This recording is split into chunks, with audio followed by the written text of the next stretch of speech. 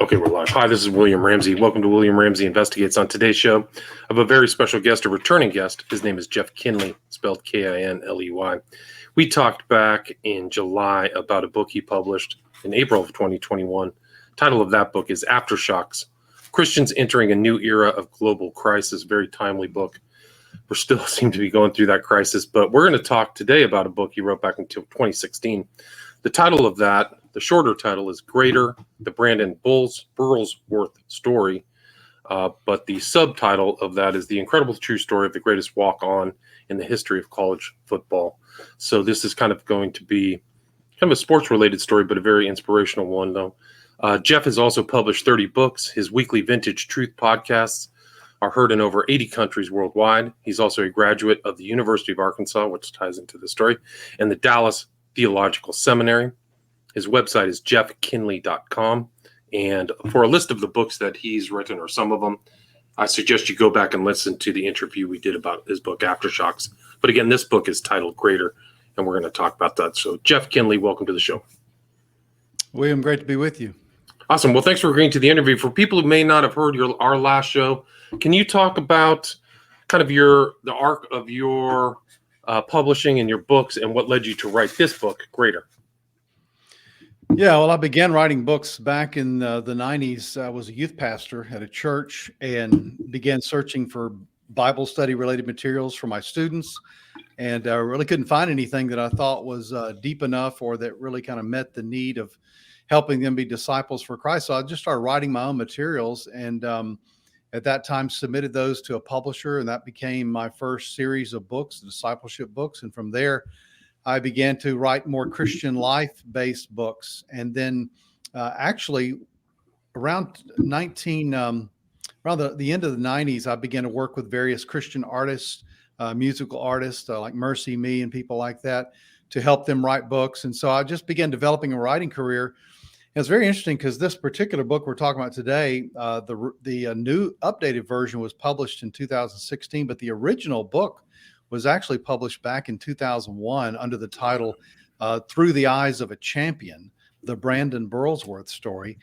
And it was a very interesting series of events that kind of led up to this. I was living in Alabama at the time on the coast and at a church down there. And I had previously gone to the University of Arkansas, and as you mentioned, Dallas Seminary, and I've lived in Arkansas many years. But the years that Brandon was playing football at Arkansas, I was down in Alabama, and so I didn't really know about him. Honestly, had never heard of him, although ironically, we were in the same room together at a Senior Bowl prayer breakfast for the Fellowship of Christian Athletes down in Mobile, Alabama, where they played the Senior Bowl. And ironic that just 2 years later, he would be gone from this earth, and I would be writing his biography.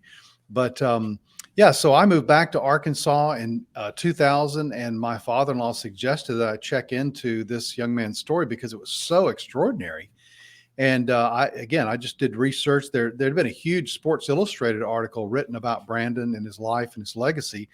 And so I researched that, and I just said, you know what, this is really a movie. This needs to be a movie one day.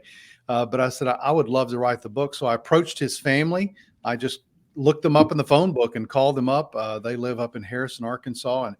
And I called them. I said, look, I would love to meet with you about possibly writing your brother's story. And so we had a meeting and we talked about it. And I just laid out kind of my vision for the book and the story and how I really wanted to highlight his Christian faith in the book, which there were some other writers who had approached them that may not have done that as much. But bottom line is they said yes. I found a publisher and spent the next 6 months just traveling the country, interviewing people, the Indianapolis Colts and their whole organization up there, Arkansas Razorback organization, former coaches, players, you name it, and then compile that all together into the book that we now have called Greater. Gotcha. And so this started way back. Can you just go over really the foundation of Brandon Burlsworth's story and his background and what led him into football? Yeah, it really is one of these stories. When you tell it, people go, oh, really? That's like a Disney movie. You made that up. No, here's this young, overweight, shy kid who's growing up in a broken home in a small town, in a small state. And he just has this desire to one day play for the Arkansas Razorbacks. And so he goes out for his high school football team, and he's just basically a chubby kid, but has a lot of desire. He has an older brother, Marty Burlsworth, that who really invested in him and took the time to sort of be a father figure to him, be sort of a coach to him, and he ended up helping him develop some of the skills and the work ethic that would later come into to really serve Brandon in his career. But he just set his mind, and that's one of the things that I bring out of the book is that Brandon was a very goal-oriented young man. I mean, he basically achieved every single goal that he ever set for himself. And I've never met anyone like this. But he was, some people called him OCD. You know, he was obsessive compulsive about things. He parked in the same parking place in college for 4 or 5 years in a row. He used the same bar of soap, the same pencil. I mean, everything was in its place. And so that's why, you know, his death was such a shock to people, because that was the one thing that was out of place in young man who lived, by everyone's estimation, almost a perfect life. Right. And I mean, he had a certain character that led him to his success. Like, he took the right steps constantly, and like almost step by step led him to his goals. And he wasn't set out to be what he became initially, right? Right, exactly. When he decided that after playing high school football, he wanted to get a scholarship somewhere, and he really didn't get many offers. He got, I think, an offer from Army and then one from another small school. And people urged him to take that offer. And he said, you know what? I don't want to do that. I want to play for the Arkansas Razorbacks. So through a series of events, he was able to get what's called an invited walk-on status, invited tryout to walk on the team. And so, whereas other people can't just show up to the stadium, he actually had an invitation to do that. And so he did that. And so he made an impression on the coaching staff there. But, you know, they basically said, hey, you're big, you're overweight, but if you want to make the team, then you're going to have to lose some weight. And so Brandon just said, I'll do whatever it takes to do that. And they said, well, we have to drop some pounds on you. He was up about 305, I think, at that time. And so through diet, through exercise, he dropped about 50 pounds in just a couple of months. And he came back to him and he says, all right, now you're lean enough, but you're not heavy enough. And he said, let's put the weight back on again. But let's do it with bulk and with muscle. And so he bulked up to like 311 pounds. He was 6'3". And so that was who Brandon was. He was one of these people. He had a real tunnel vision on his goals in life. And he just figured that, you know, if God had put something in his heart to do, then he should give 100% to it and not give up until he achieved his goals. Right. And that was, I think, there was a current of faith through the book. He was an Assemblies of God, I think, devotee. And can you talk about how his faith influenced kind of his trajectory? Absolutely. Brandon was very committed to Christ and had become a Christian at an early age. And, you know, he had a real simple approach to his Christian life, which really we all should have. But again, just very focused on Jesus. And what that did was, I think that gave him the power and sort of the motivation and the perseverance to continue to pursue his goals when other people may quit. And it wasn't just a personality driven sort of thing. I mean, Brandon believed that God wanted him to achieve these goals. And so he was faithful to his church. He's faithful to taking his mom to church. In fact, that's what he did every Wednesday night while he was at college. He would drive the 45 minutes from Fayetteville, Arkansas back to Harrison to pick up his mom and take him to church. And I've been to that church. I've spoken in that church many times, and even attended church with his mom there shortly after the book came out. But you know, it's just kind of one of these things where his faith informed everything that he did. He believed that to be a better football player, he needed to be a better Christian. To be a better son, he needed to be a better Christian, better brother, better student. And of course, he achieved his master's degree before leaving the university there, the first football player to ever do that. So yeah, just everything about his life was so extraordinary. And his faith in Jesus and his commitment to the Word of God was, I believe, the thing that really fueled everything else that he did. Yeah, and I think you wrote in his book, like when he graduated from high school, he was 6 feet tall, and the position he wanted, you know, those guys are 6'5", 300 pounds. So something morphed and happened when he was in college. I mean, can you talk about how he tried from his walk-on status, what developed from that walk-on status at the Razorbacks?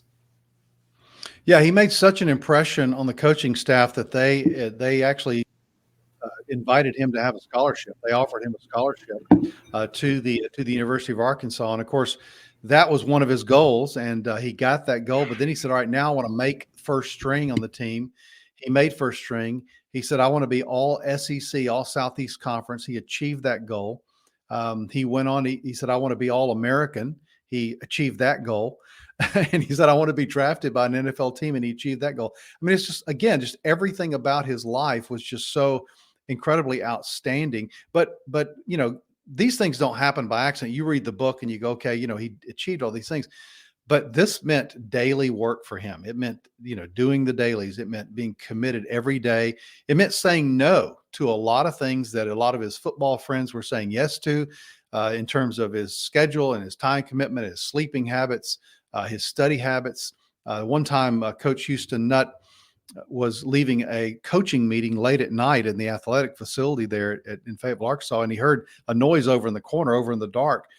And Brandon was an offensive lineman. Of course, offensive linemen have certain steps and shuffle moves that they do on every single play.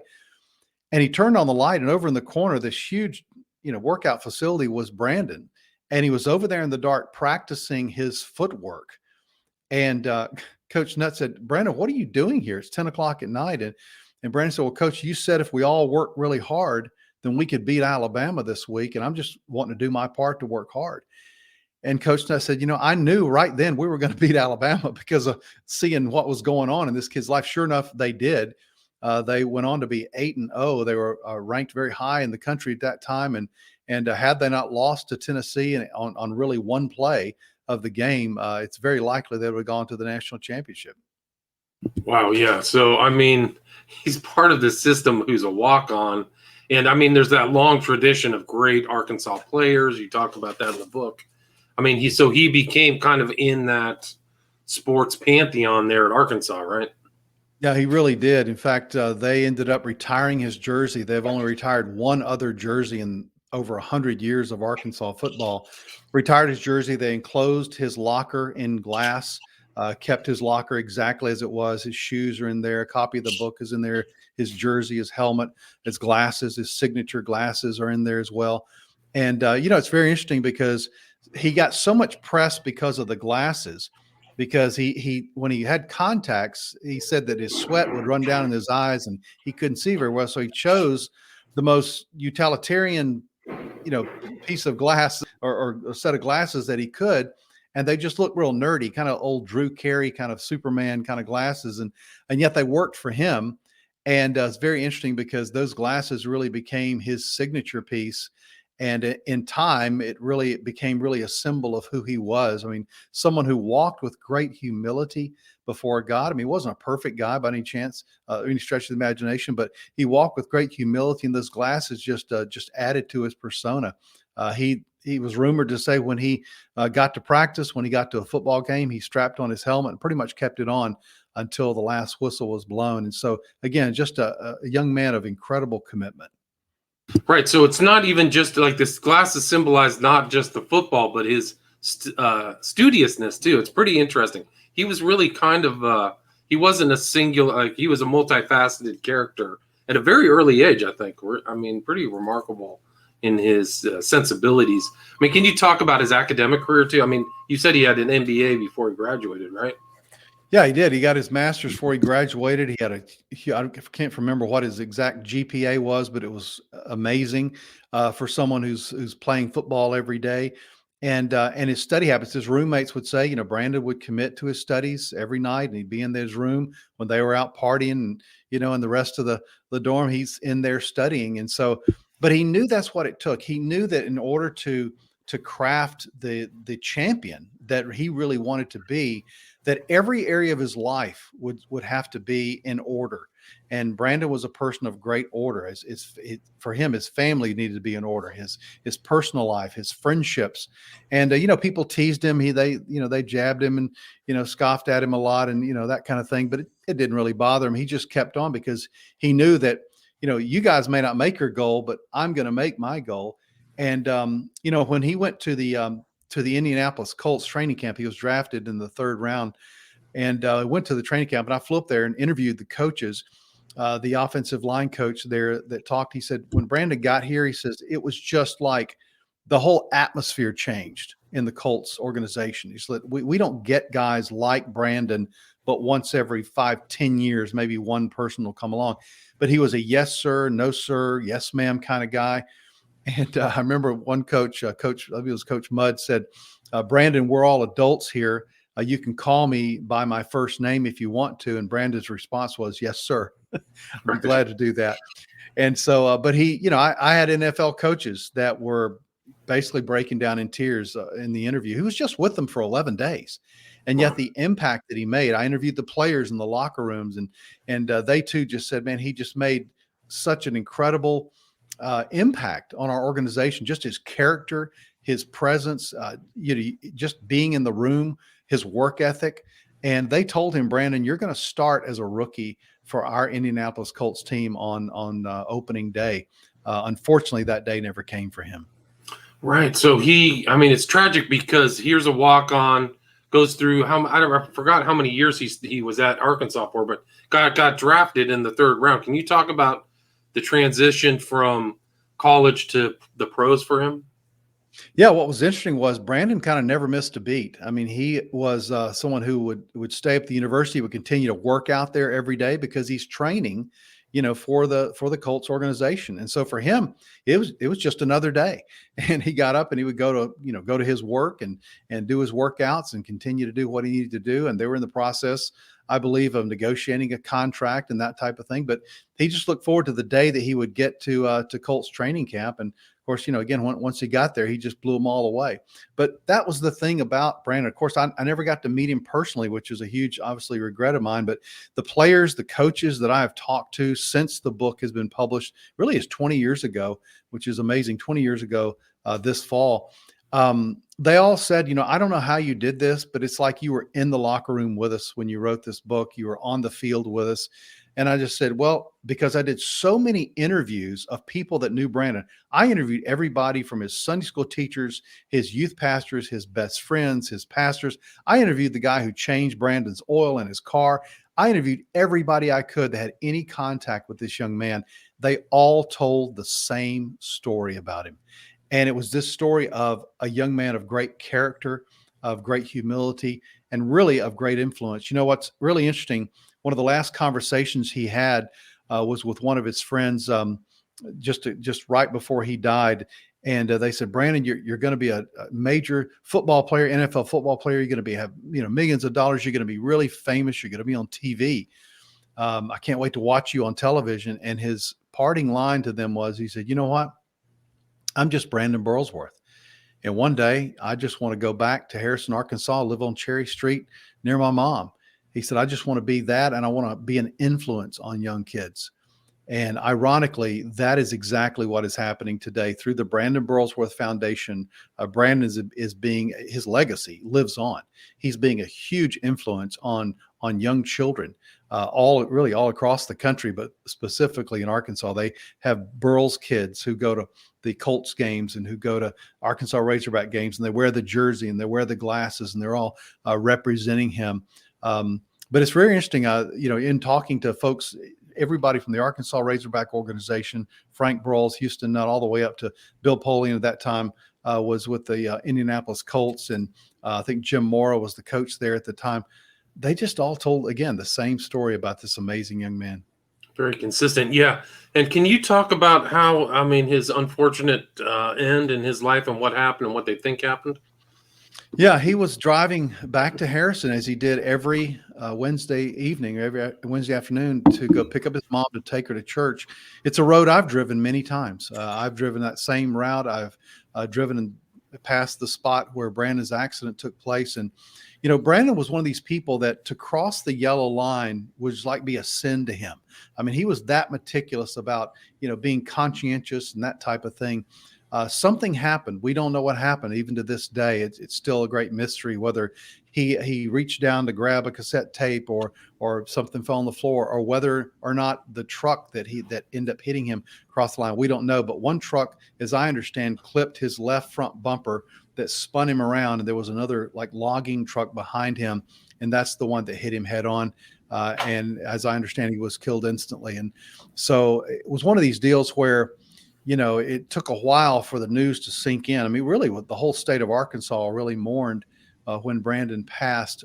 But his high school coach, got the call. What's really interesting was his high school coach ended up being in the line of traffic that was waiting for the wreck to be cleared there. And he didn't even know when he passed by the wreck that it was his favorite former football player. Wow, that's tragic. Yeah, so he had a tragic early death, but I mean, his legacy lives on. You have the book, and how did that process of the book lead to this film? Yeah, that's a good question. Well, I wrote the book, and it was published in 2001. Of course, it made a huge impact in a lot of people's lives, and one of the lives it impacted was a commercial real estate developer in Fayetteville, Arkansas. He called me one day, and he said, "Hey, I would like to talk to you about making a movie based on the story in this book."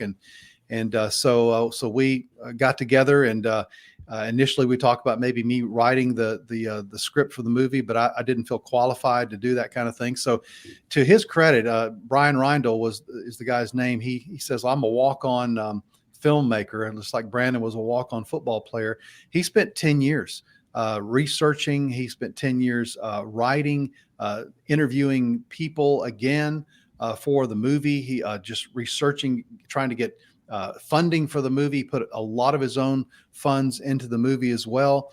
He at great sacrifice, personal sacrifice, but he recruited these people. He flew all over the country trying to get the right script for it. So it took about 10 years. And then when filming began again, he called me up and said, "All right, we're ready to roll this thing." And so it was great. I mean, they spent several months filming this thing in Harrison and in different places, Northwest Arkansas, Fayetteville, and then, of course, in Little Rock.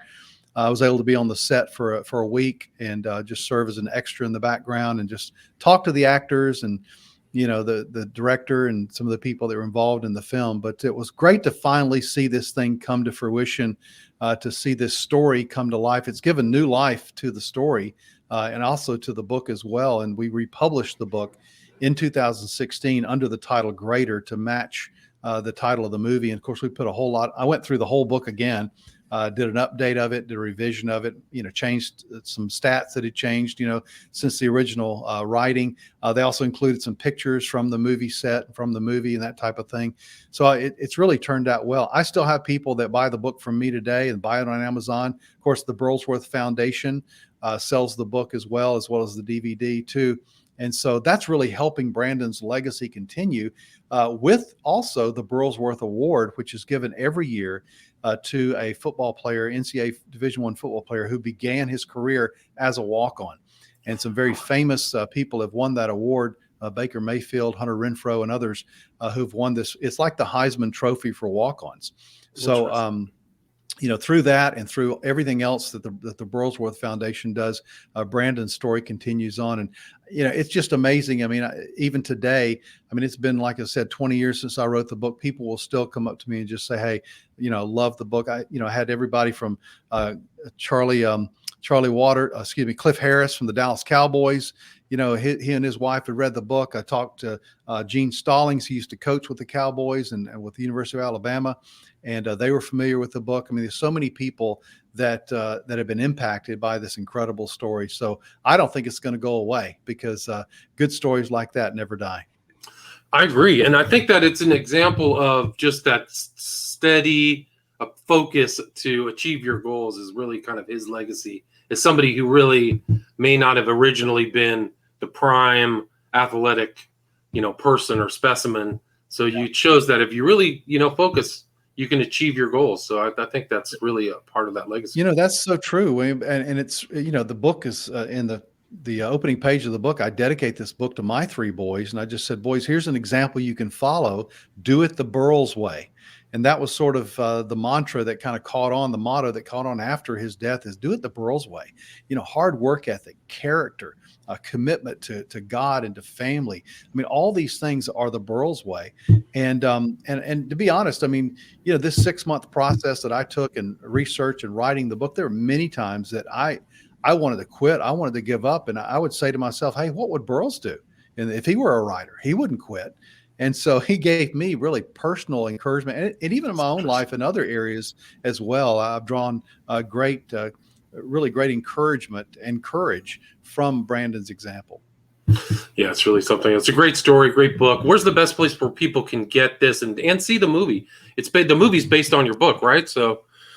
Yeah, absolutely. They did an independent research to actually go back again through the story of the book as well, but it's based on the characters I wrote in the book. And so, but yeah, go right now. You can see the movie on Netflix. It's streaming on Netflix right now. You can get the book at Amazon.com or go to the Brandon Burlsworth Foundation and online, and you can get it there as well. Nice. So that foundation is still active with handing out those things. And again, the title of the book is Greater, the Brandon Burlsworth Story, published originally 2001 and then republished in the time of the film in 2016. The author's Jeff Kinley, and you can go back and listen to our earlier discussion about aftershocks. And your website is at jeffkinley.com, right? That's correct. Yes. So, and can people get the book there too if they want to, or if they want to reach out to you, contact you through that? Yes, they can reach out to me through the website. Perfect. Is there anything else you'd like to add or anything I missed before we wrap it up? No, I'd just say it was just a great privilege, an honor for me to be able to write Brandon's story. I mean, for what it's worth, it wrote his story into Arkansas Razorback history. Eventually someone would have done it, but I think that God wanted me to do it. And a lot of people's lives have been changed, and I just feel honored to be a part of his story. Awesome. Well, thanks so much for sharing the story. Again, it's Jeff Kinley, title of the book, Greater, the Brandon Burlsworth Story. Thank you so much. Thank you, William. All right, stay there.